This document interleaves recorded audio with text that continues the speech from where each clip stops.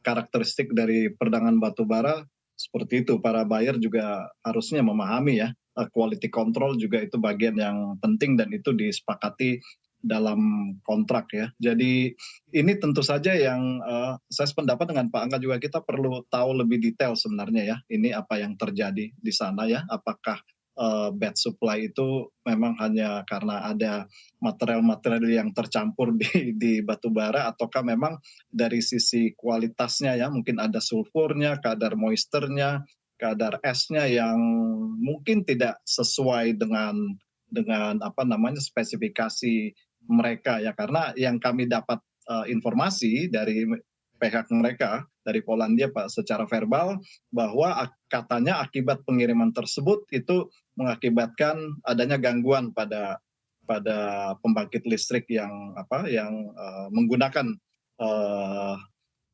produk tersebut. Nah ini kan kalau itu terjadi bisa saja memang spesifikasi tadi bukan kalorinya ya bukan hanya kalori tapi kadar sulfurnya, kadar moisturnya, apa kadar esnya yang mungkin agak berbeda ya dengan yang disepakati di awal. Nah ini yang perlu ditinjau lebih lanjut dan pihak mereka juga dalam hal ini yang berkunjung ke APBI adalah perusahaan besar yang mendesain hampir semua boiler plants di Polandia. Jadi mereka menyebutkan bahwa harusnya si buyer dari Polandia ini berkonsultasi dengan mereka kualitas-kualitas apa saja yang bisa dipenuhi ya untuk bisa di-blend gitu katakanlah dengan teknologi mereka. Jadi bisa saja nih Pak Angga ini kadarnya yang diambil juga berbeda ya. Mereka misalnya require-nya 54 tapi si buyer tadi mungkin dengan kreativitas tanda kutip di tengah situasi yang sempit mungkin mengambil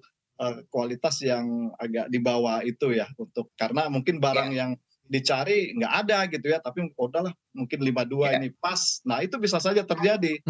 Jadi kita belum bisa mengambil kesimpulan secara awal sih tanpa mendapatkan data yang lebih jelas dari. Oke, Pak Angga, tapi kalau kita lihat kan ini B2B ya. Ini berarti tidak akan terlalu mempengaruhi Pak bagaimana juga untuk ekspor batu bara Indonesia ke beberapa negara selain Polandia tentunya negara-negara di Eropa. Ya pertama sih kalau terkait prosedur ekspor ini kan sebenarnya ada standarisasi dalam kontrak ya dan biasanya kalau memang yang barang diterima lebih rendah dari spesifikasi yang disepakati sebenarnya secara teknis itu barang tersebut reject gitu ya Bang Hendra ya.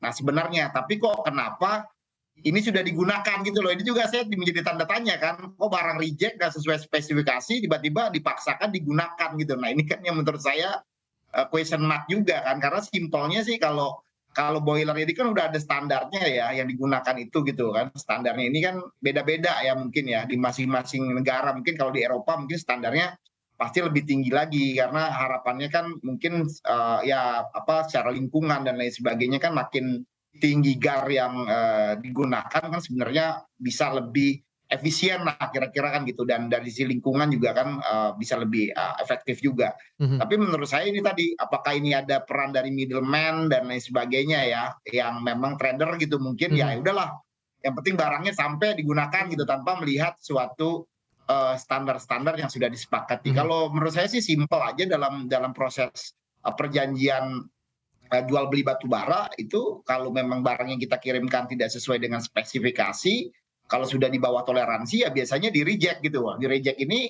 artinya kena penalti atau barang itu dikembalikan lagi atau gimana ya. Tapi biasanya kan memang ada kasus-kasus juga ya yang memang barang itu tidak diterima gitu. Ya, gitu Bang Hendra ya kira-kira kan simpelnya kayak gitu. Tapi kok ini sampai digunakan dan itu merusak. Nah ini menurut saya kita juga kurang paham juga kenapa barang yang udah under spec kok masih dipaksakan. Nah ini yang perlu informasi yang lebih detail lagi ya. Kita juga baru melihatnya saja dari pemberitaan-pemberitaan yang ada tapi tidak mengetahui secara detail ini seperti apakah memang proses ini B2B-nya langsung dari user atau pembangkit yang ada di Polandia ataukah menggunakan jasa trader lagi. Nah ini perlu didalami. Oke, Pak Hendra, tapi kalau yang tadi kita cerita juga soal di mana rata-rata negara Eropa misalnya membutuhkan dengan GAR di atas 5.000, untuk kapasitas produksi kita sebenarnya itu seperti apa sih Pak? Dan juga untuk demand-nya yang di atas 5.000 itu seberapa banyak juga Pak? Wah, kita nggak menghitung demand untuk kalori setiap jenis-jenis kalori secara detail ya. Mhm, Tapi yang kalau konteksnya Eropa, itu mereka konteksnya adalah bagaimana mencari alternatif supply yang selama ini mereka bergantung dari Rusia.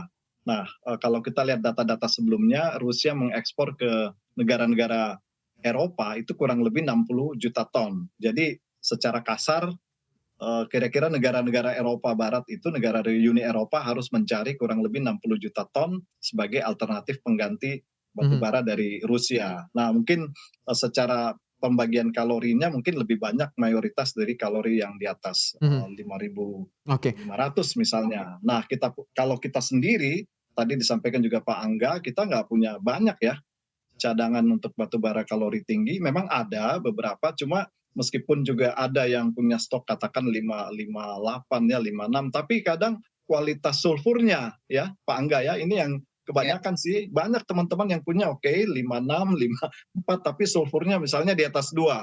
Sementara di Eropa itu menginginkan sulfur yang maksimal 1,2.